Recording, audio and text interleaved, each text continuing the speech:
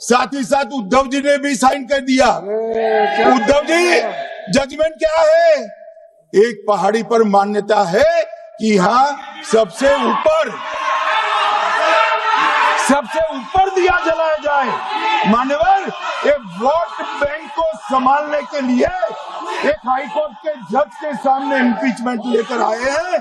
देश की जनता उनको मदद नहीं। कि आपने प्रतिक्रिया सुनी। अब आपको ये भी बता रहे हैं कि जिस तरीके से महाभियोग लाने की जो तैयारी विपक्ष की तरफ से की गई है, उस पर लगातार सरकार भी सवाल उठा रही है। खास मेहमान हमारे साथ जुड़ चुके हैं, उनका रुख करेंगे और जानने की कोशिश करेंगे कि अब विपक्ष को जजों से क्या परेशानी हो रही है। आशीष सैनी है कांग्रेस प्रवक्ता। आशीष जी, स्वागत है आपका। कनिका दीक्षित एडवोकेट है सुप्रीम कोर्ट की। कनिका जी, आपका भी स्वागत है। अतुल सक्सेना है सपा प्रवक्ता। अतुल जी, स्वागत आपका। हरगोविंद अरोड़ा बीजेपी प्रवक्ता। हरगोविंद जी, स्वागत आपका। संजय द्विवेदी है प्रवक्ता शिवसेना यूबीटी, आपका भी स्वागत है। राजनीतिक विश्लेषक पीयूष मिश्रा जी हमारे साथ लगातार बने हैं। पीयूष जी, आपका भी बहुत बहुत स्वागत है।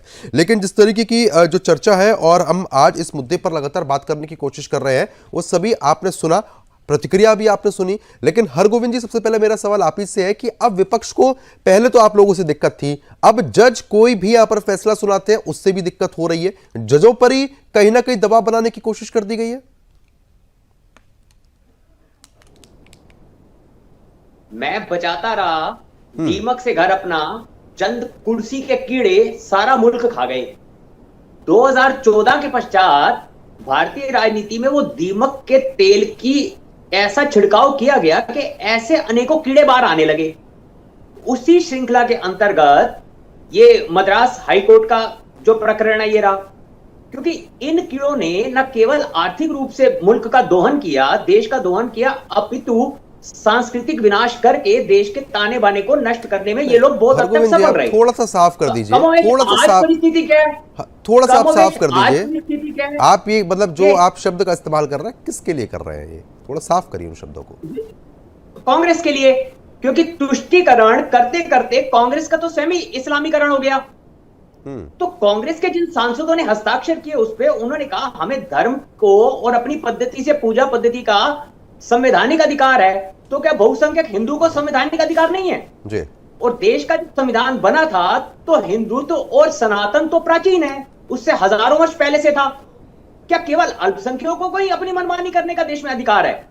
यही इसी परिस्थिति को कांग्रेस के इसी कृत्य से तो बहुसंख्यक उसको मत नहीं देता। फिर कांग्रेस कहती है हम चुनाव के परिणाम स्वरूप हम हार गए। तो ऐसे कृत्य अगर कांग्रेस बार बार करेगी, नहीं तो कांग्रेस तो ये कहती है कि आप लोगों ने हरा दिया। एसआईआर को लेकर, वोट चोरी को लेकर आरोप तो आपने सुने ही होंगे। हम भारतीय जनता पार्टी ना मतदाताओं के दिलों की चोरी करती है, मत की चोरी नहीं करती। तो जो काम जनता के हित में होंगे, प्रेम से ही तो जनता के दिल की चोरी की जा सकती है। ऐसे कृत्यों से सांस्कृतिक धरोहर पर अगर ये कुठाराघात करेंगे, बहुसंख्यकों की भावनाओं पर कुठाराघात करेंगे, तो हार तो निश्चित है, इनका पतन भी निश्चित है। क्योंकि जो पार्टी तुष्टीकरण करते करते अपना इस्लामीकरण करा चुकी, तो वो कहां हिंदू बहुसंख्यक और भावनाओं के विषय में बोलेगी?